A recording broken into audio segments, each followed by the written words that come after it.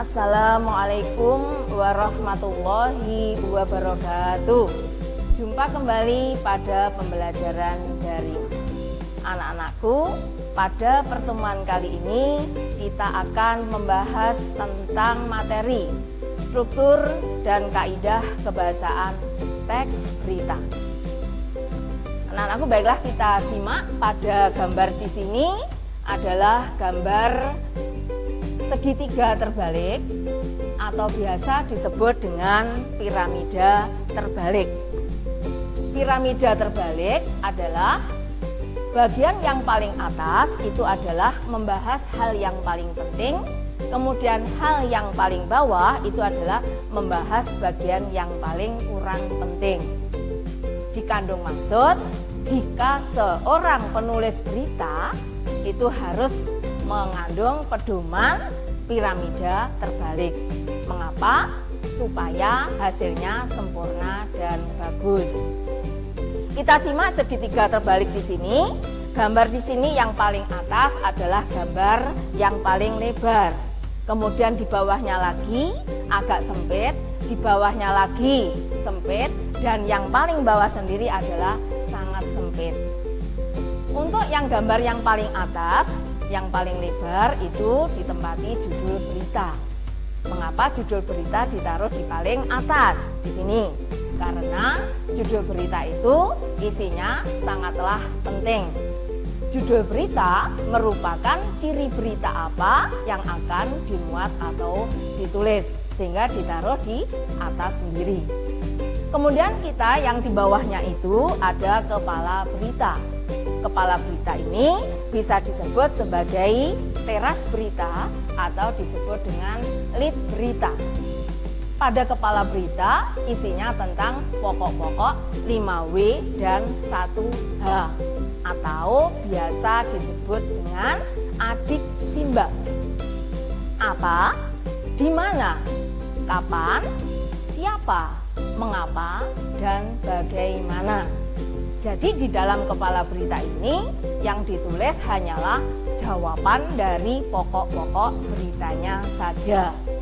Tidak boleh diperjelas atau diuraikan, ditaruh di dalam kepala berita. Apakah semua pokok-pokok berita itu harus ditulis di kepala berita? Tidak. Di dalam kepala berita boleh ditulis semua pokok berita, keenam itu bisa ditulis atau bisa ditulis beberapa. Apabila kalian akan menulis hanya beberapa, maka yang wajib ditulis ada 4. Yang pertama, apa? Yang kedua, di mana? Yang ketiga, kapan? Dan yang keempat adalah siapa.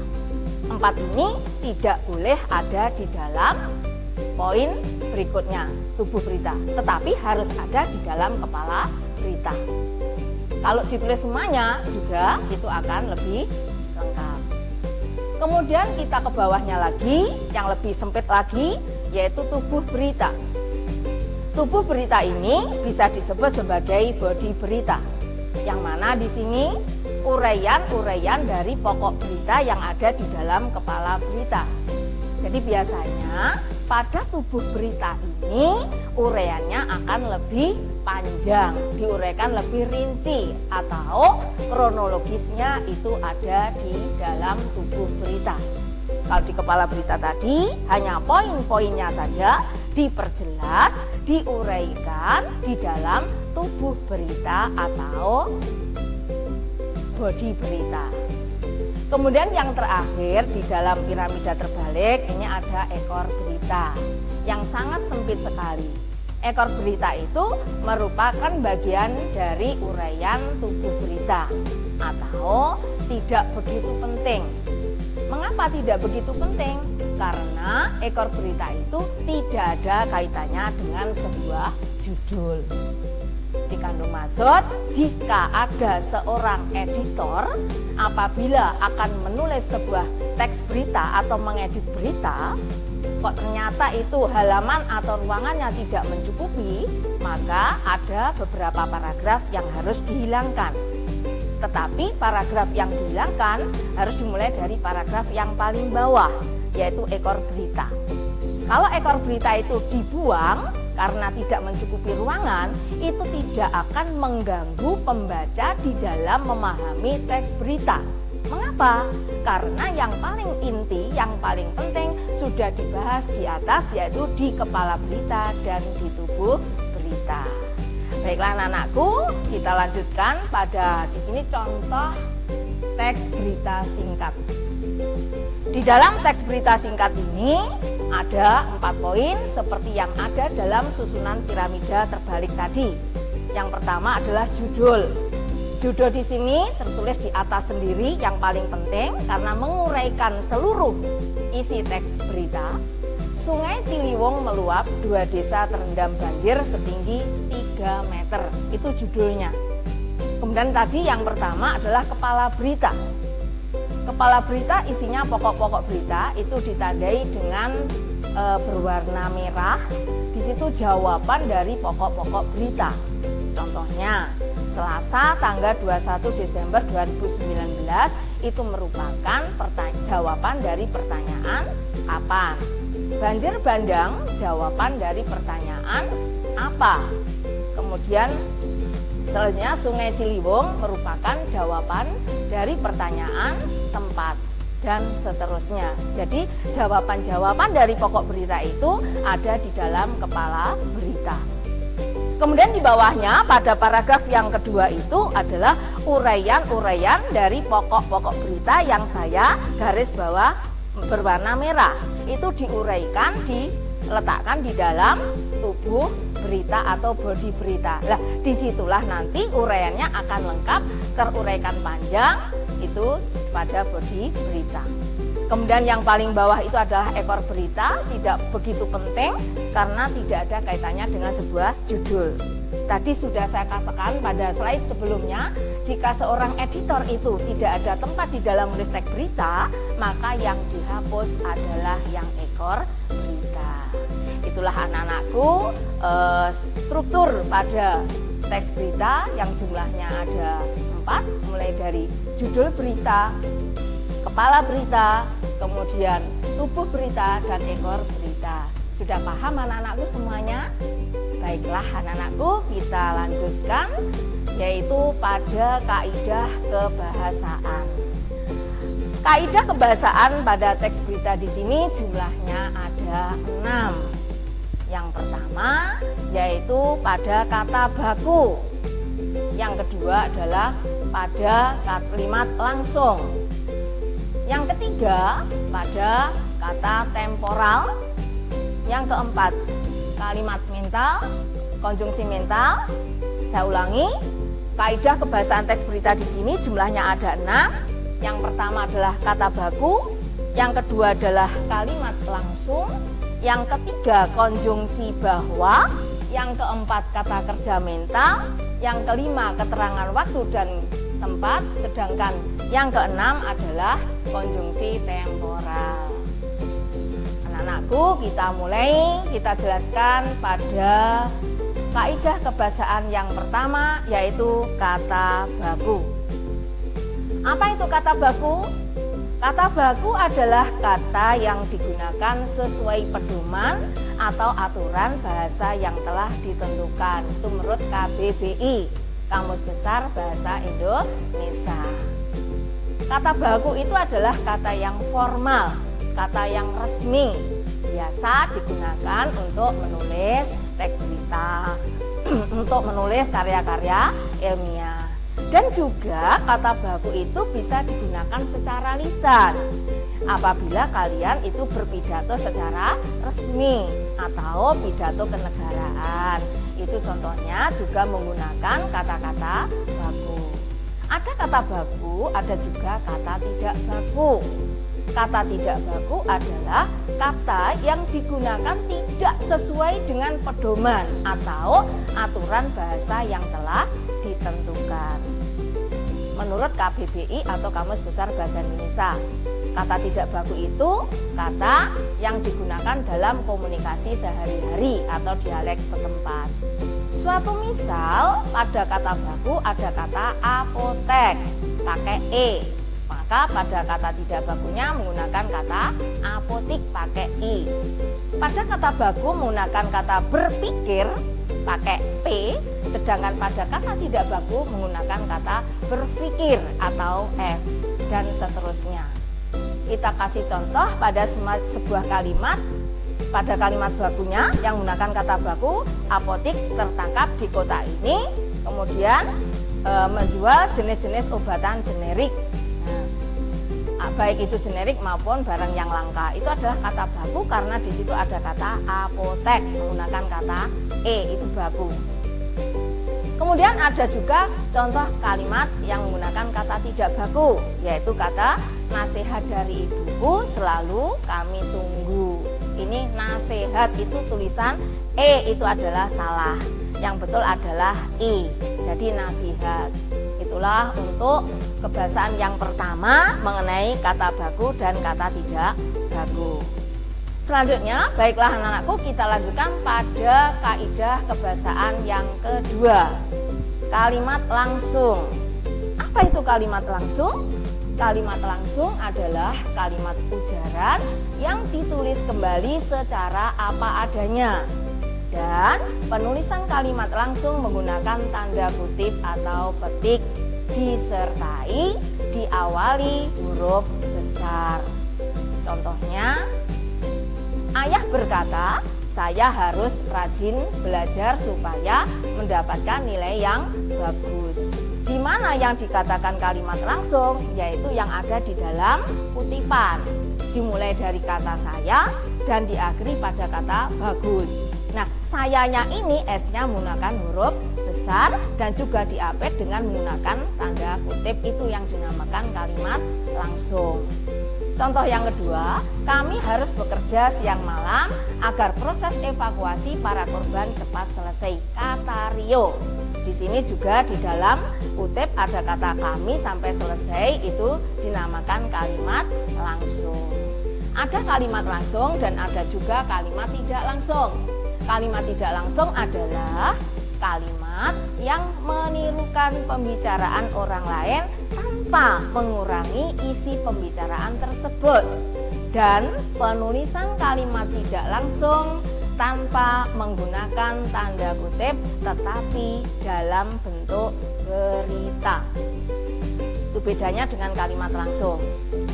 Suatu contoh, tadi dikatakan bahwa dalam kalimat langsung ada tanda petik, kemudian ada kata ganti saya. Kalian perhatikan, di situ ada kata saya yang di garis merah, yang ada tulisan merah. Tetapi bila diubah menjadi kalimat tidak langsung, tanda kutipnya hilang, kata saya berubah menjadi kata iya dan ditambahi oleh kata penerang bahwa. Mengapa kata saya kok berubah menjadi iya? Karena di dalam kalimat langsung tadi yang berbicara, yang berkata adalah ayah. Tetapi di dalam kalimat tidak langsung yang berbicara bukan ayah lagi, tetapi orang lain. Sehingga kata saya harus diganti dengan kata iya.